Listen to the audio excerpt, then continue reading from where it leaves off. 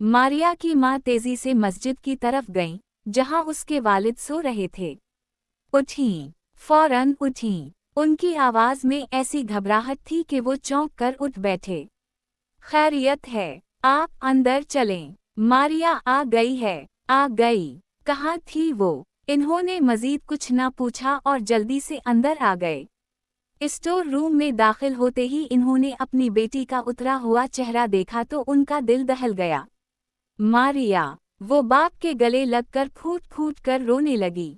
काफी देर बाद जब इसके आंसू कुछ थमे तो उसने आगाज से लेकर अब तक का पूरा वाकया एक एक लफ्ज सुना दिया।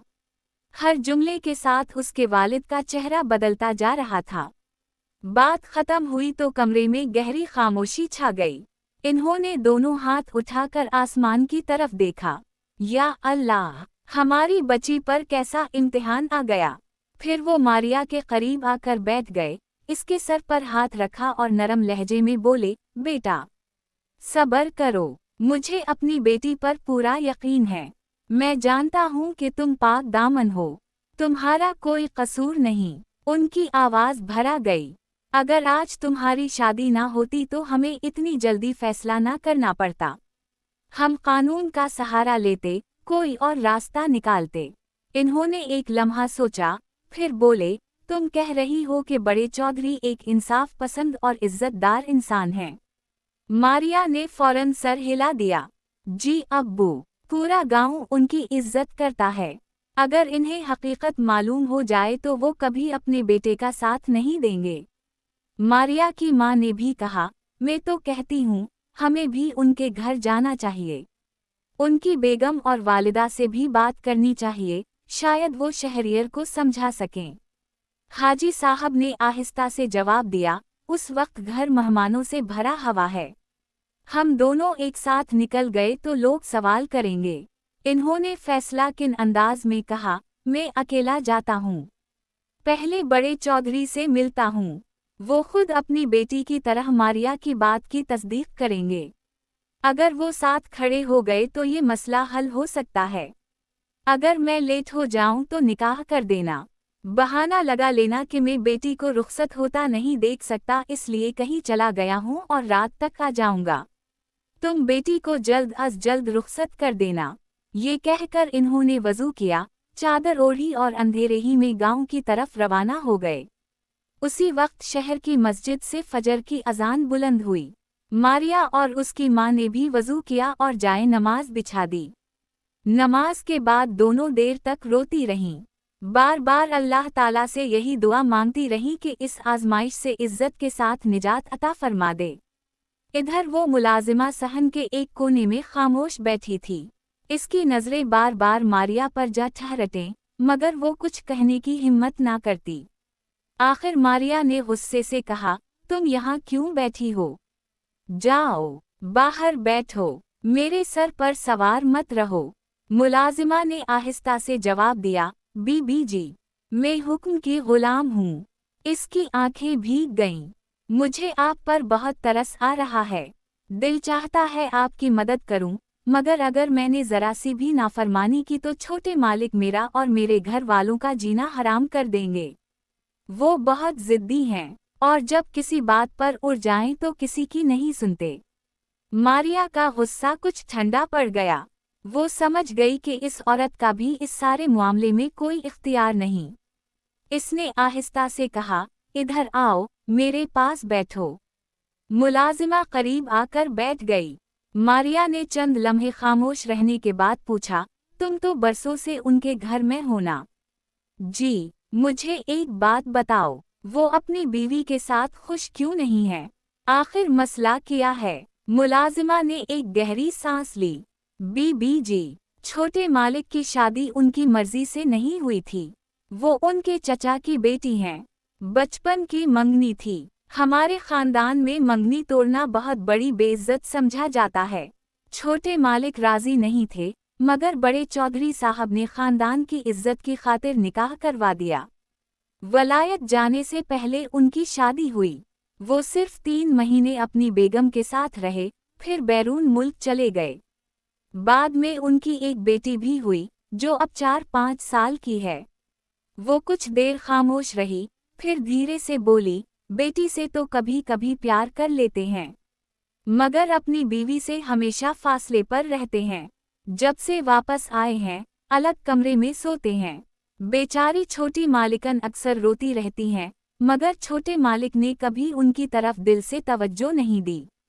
ये सब सुनकर मारिया का दिल मजीद बोझल हो गया।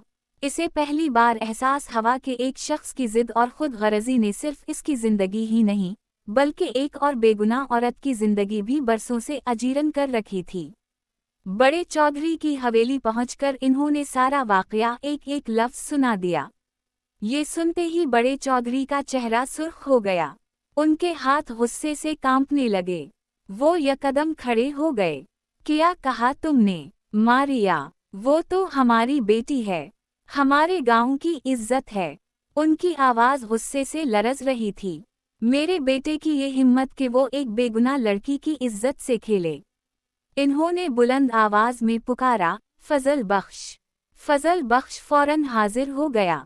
छोटा मालिक कहाँ है? साईं, डेरा पर हैं, फौरन बल्ला कर लाओ। फजल बख्श ने हिचकिचाते हुए कहा, साईं, अगर इन्हें यहाँ बुलाया गया तो वो शक कर जाएंगे, शायद आए ही ना।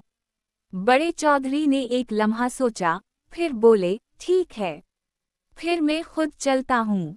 इन्होंने बशीर हसीन की तरफ देखा और कहा, आप बेफिक्र होकर वापस जाएं। आज अपनी बेटी का निकाह करवाइए। मैं खुद अपने बेटे के सर पर खड़ा रहूंगा। आज वो कोई हरकत नहीं करेगा। बशीर हसीन की आंखें भर आईं। अल्लाह आपको इसका अजर दे, चौधरी साहब। बड़े चौधरी सीधे डेरा पर पहुंचे। दरवाजे पर खड़े मुहाफिजों को अपने सामने बुलाया। सख्त लहजे में पूछा, रात क्या हुआ था? पहले सब खामोश रहे, फिर बड़े चौधरी के रोब के आगे एक मुहाफिज बोल उठा, साईं, छोटे मालिक के हुक्म पर हम लड़की को उसके घर से लेकर आए थे। छोटे मालिक खुद गाड़ी में मौजूद थे। हमने सिर्फ लड़की को गाड़ी तक पहुंचाया, आगे वो खुद उसे ले गए थे। बड़े चौधरी ने गुस्से से मुट्ठियां भींच लें। आज के बाद अगर छोटे मालिक तुम्हें इस लड़की या इसके घर वालों के खिलाफ एक कदम भी उठाने का हुक्म दें तो कोई नहीं जाएगा, वरना सबसे पहले मेरा हिसाब तुम लोगों से होगा। ये कहकर वो उसी डेरे के बरामदे में बैठ गए। आज मैं कहीं नहीं जाऊंगा। इधर शहर में बशीर हसीन वापस पहुंचे। इन्होंने आते ही अपनी बीवी और मारिया को बताया, बड़े चौधरी ने वादा किया है कि आज शहरियर उनकी नज़रों के सामने रहेगा। ये सुनकर दोनों ने अल्लाह का शुक्र अदा किया, अगरचे दिल का खौफ अभी बाकी था। उसी दौरान मारिया ने मुलाजिमा के हाथ में मौजूद मोबाइल ले लिया। वो आहिस्ता से बोली, तुम्हारी भी कोई माँ होगी। अगर मुझ पर जरा सा भी तरस आता है तो आज उसे कोई इत्तला मत देना। मुलाजिमा ने खामोशी से सर झुका लिया। दोपहर के करीब बारात आ गई। सादगी से निकाह की तकरीब शुरू हुई। काजी साहब ने 3 मरतबा पूछा, मारिया बंद बशीर हसीन, क्या आपको ये निकाह कबूल है? मारिया ने आंसू जब्त करते हुए कहा, कबूल है। 3 मरतबा कबूल है की आवाज़ के साथ निकाह मुकम्मल हो गया। उसी वक्त डेरा में शहरियर की आंख खली। रात भर जागते रहने की वजह से वो बेखबर सो गया था। इसे पूरा यकीन था कि मुलाजिमा हर लम्हे की खबर इसे देती रहेगी। आँख खलते ही उसने बिस्तर से उठते हुए सबसे पहले अपना मोबाइल उठाया और मुलाजिमा का नंबर मिलाया, मगर दूसरी तरफ से कोई जवाब न आया। इसने दोबारा फ़ोन किया, फिर तीसरी बार, मगर हर बार घंटी बजती रही। अब उसके माथे पर बल पड़ गए। फ़ोन क्यों नहीं उठा रही? उसी बेचैनी में वो कमरे से बाहर निकला। जैसे ही दरवाज़ा खोला, सामने बड़े चौधरी कुर्सी पर बैठे थे। शहरियर के कदम वहीं रुक गए। अब्बू जान, आप?